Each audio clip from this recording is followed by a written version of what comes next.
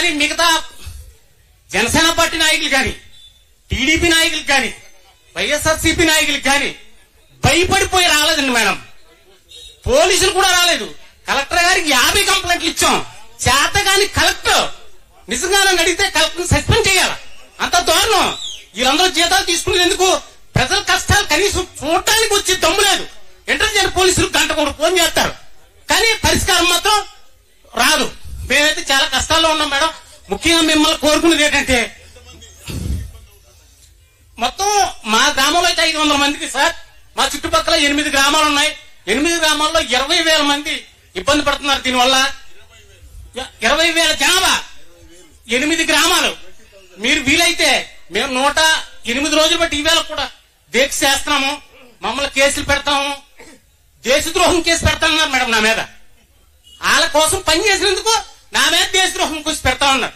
పెట్టినా మంచిదే, ఈ దేశం నుంచి తగిలేసినా మంచిదే. మిమ్మల్ని ఎలా తీయాలో నేను కూడా నా ప్రయత్నం చేస్తాననేసి ఎదురు చూసే సమయంలో మీరు ఒక అద్భుతంగా మాకు ఈ అవకాశం ఇచ్చారు. మీరు మా రాష్ట్రంలో, మన రాష్ట్రంలో అభివృద్ధి చేయాలని కంకణం కట్టుకున్నందుకు మీకు ధన్యవాదాలు మేడం. Thank you madam. అమ్మా, ఇంకా మేడం గారు చింతపల్లి దాకా వెళ్ళాలి. చింతపల్లి పైన పెద్ద బహిరంగ సభ ఉంది కాబట్టి దయచేసి అందరూ సహకరించాలి. ఇప్పుడు ఆంధ్రప్రదేశ్ కాంగ్రెస్ కమిటీ అధ్యక్షురాలు శ్రీమతి షర్మిలారెడ్డి గారు మాట్లాడతారు. చింతపల్లి దాకా వెళ్ళాలి, చాలా దూరం. ఇది అయిపోయి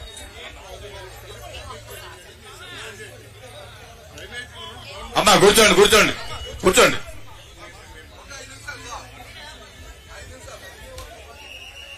ఇది సెంట్రల్ ప్రాజెక్ట్ అట, కానీ కనీసం లోకల్ గా వీళ్ళకు పబ్లిక్ హియరింగ్ కూడా జరగలేదు. పబ్లిక్ హియరింగ్ కూడా చేయకుండా ఒక ప్రాజెక్టు ముందుకు వెళ్లాలనుకుంటున్నారు. వీళ్ళు గత 100 రోజులు 108 రోజుల నుంచి చేస్తున్నారు. ఇది ఇక్కడ సామాన్యుల గోడు, కానీ ఎవరూ పట్టించుకున్న పాపాన పోలేదు. ఈరోజు మన రాష్ట్రంలో 10 సంవత్సరాలైంది మన రాష్ట్రం ఏర్పాటయ్యి. కానీ ఈ 10 సంవత్సరాలలో మన రాష్ట్రము ముందడుగు వేసిందా లేదా మీకే కనిపిస్తుంది. మన రాష్ట్రం ఒక్క రకంగానైనా బాగుపడిందా? మన బిడ్డలు బాగుపడ్డారా? పెద్ద పెద్ద పరిశ్రమలు వచ్చాయా? మన ఆర్థిక స్థితిగతులు బాగుపడ్డాయా? ఒక్కొక్క కుటుంబాన్నే తీసుకుంటే ఆ కుటుంబం బాగుపడిందా లేదా అని గమనిస్తే చాలు మన రాష్ట్ర పరిస్థితి మొత్తము అర్థమైపోతుంది.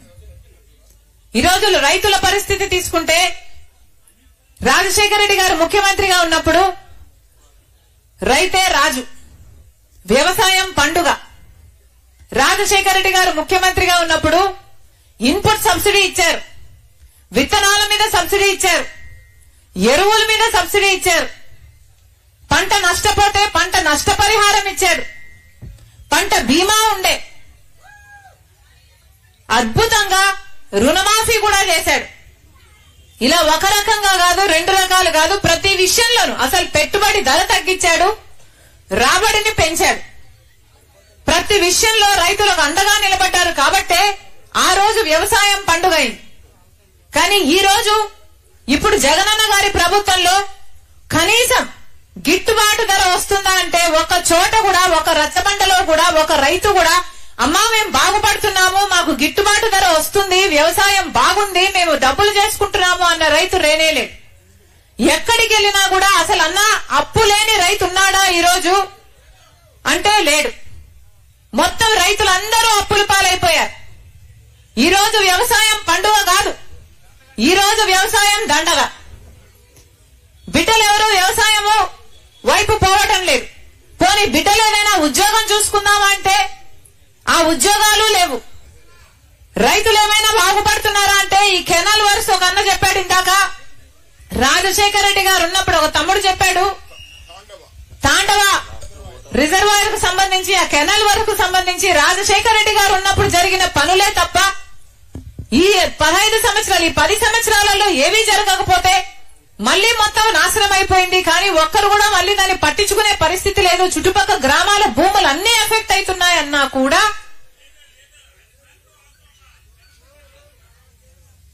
కూడా ఎవరూ పట్టించుకునేవారు లేరు. అటు ప్రభుత్వము పట్టించుకోదు, పోనీ ప్రతిపక్షమైనా నిలబడి కొట్లాడుతుందా చంద్రబాబు గారు అంటే ఆయన కూడా పట్టించుకోడు, ఎవరు పట్టించుకోరు.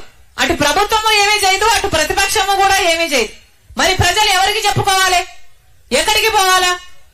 రాజశేఖర రెడ్డి గారు ఉన్నప్పుడు వ్యవసాయము రైతు అంత బ్రహ్మాండంగా చూసుకున్నారే, మరి ఆయన కొడుకైన జగనన్న గారు వ్యవసాయాన్ని ఇంత నిర్లక్ష్యం చేస్తుంటే మరి ఇది రాజశేఖర రెడ్డి గారి ఆశయాలను నిలబెట్టినట్టు ఎలా అవుతుందో మీరే ఆలోచన చేసుకోండి. జగనన్న గారంటే నాకేం దేశం లేదు, నా రక్తమే.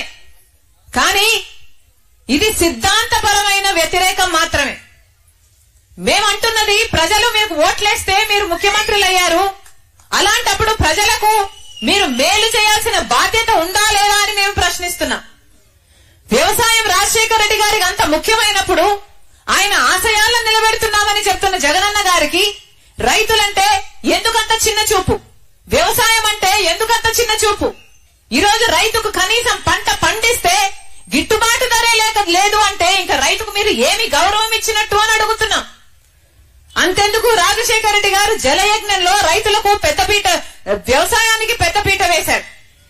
జలయజ్ఞంలో రాజశేఖర రెడ్డి గారు ఎన్నో ప్రాజెక్టులను చేపడితే 54 ప్రాజెక్టులను చేపడితే 12 ప్రాజెక్టులు ఆయనే పూర్తి చేస్తే 42 ప్రాజెక్టులు మిగిలిపోతే ఆ రోజు జగనన్న గారు చెప్పిన మాట, రాజశేఖర రెడ్డి గారు దివంగత మహానేత రాజశేఖర రెడ్డి గారు తలపెట్టిన అన్ని ప్రాజెక్టులను నేను పూర్తి చేస్తానని చెప్పిన జగనన్న గారు మళ్లీ ఒక ప్రాజెక్టును కూడా ముట్టుకోలేదు.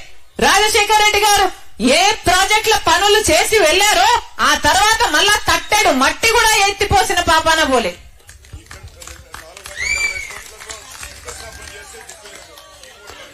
ఈ ఊర్లోనే ఎక్కడో శంకుస్థాపన చేశారంట, 2 నదులు అనుసంధానం చేసి ఏదో ప్రాజెక్టు చేస్తామని మళ్ళీ దానికి కూడా దిక్కు లేకుండా పోయింది. మరి మీరు రాజశేఖర రెడ్డి గారి ఆశయాలను నిలబెట్టిన వాళ్ళు ఎలా అవుతారు అని అడుగుతున్నా.